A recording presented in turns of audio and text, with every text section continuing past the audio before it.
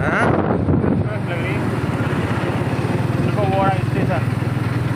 कौन सा? वो तो आसन गांव का स्टेशन है ना। अच्छा वो शाहपुर का फिर है ना। हाँ बराबर।